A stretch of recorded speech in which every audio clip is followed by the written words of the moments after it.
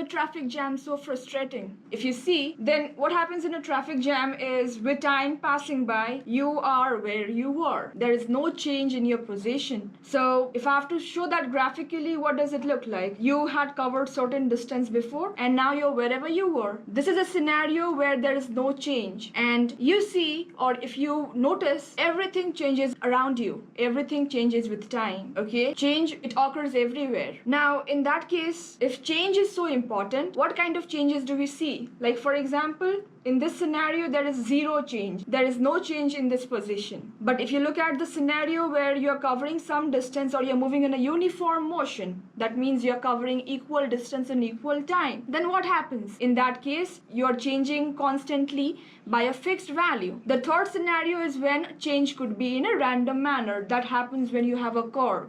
So in case of a curve, change, you cannot really trace the change so easily. Let's say this is a curve. You see in the first half, things are going up, positive.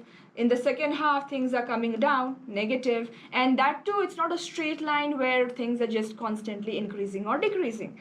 So this is when things become complex, or you really need to know how things are changing, because then they're not fixed. The change is continuously something else at every point. In that case, or in this scenario, what we try to do is we want to figure out how this change is occurring, or is there a pattern in which the change follows. So then in that, or that is when calculus was born, or that is the main motive of calculus, to understand how things change, especially for a curve like this. Or a curve is just a representation of how things go on randomly. Yeah, so in that case, how things are changing, how things are changing with time, or with respect to one thing, how are they changing? That is what calculus will teach us to figure out. So imagine, or just remember one thing, that calculus talks about change, okay? So far you must have studied about change, but technically, mathematically, we don't call it change. We have a specific term we use. So let's say I have distance and time. This is the basic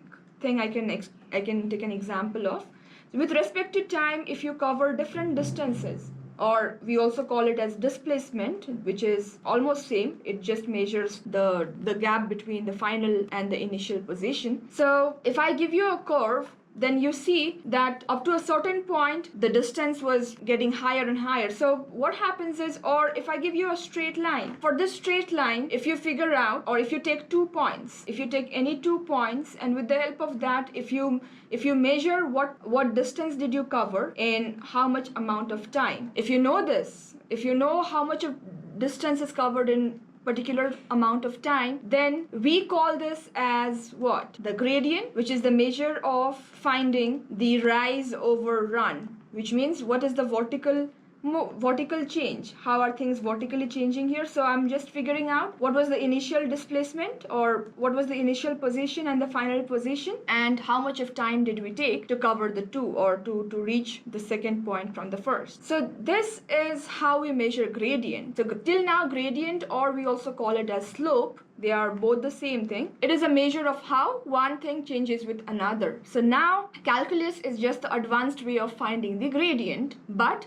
for curves. So for a curve, the gradient is always different at different points. Yeah, things are not changing in a certain manner, they are just being random. So to find that random change at any point you want, you have to apply calculus. Or how do we do that? The first part of calculus is you understand the process of differentiation. In differentiation, you learn about finding the gradient for any function or for any curve. Now the thing is, when you have a curve, because the gradient is going to be different at different points, you need to know a pattern, or you need a function that can represent all the changes or all the gradients at different points. Because at this point, gradient could be something positive 2. At this point, gradient could be negative half. Yeah. So with respect to different points, if your gradients are different, then you really want to find a function which will help you find the gradient at any point. So that function is called the gradient function, or that itself is what we call as differentiation. differentiation. So differentiation is the concept of finding the main function that will help you find the gradient at any point you want from a particular graph. So it's really interesting because nothing remains fixed, nothing is permanent. Everything changes with time. Either they change their position, they change their shape or size. It can be anything. Everything changes with time. So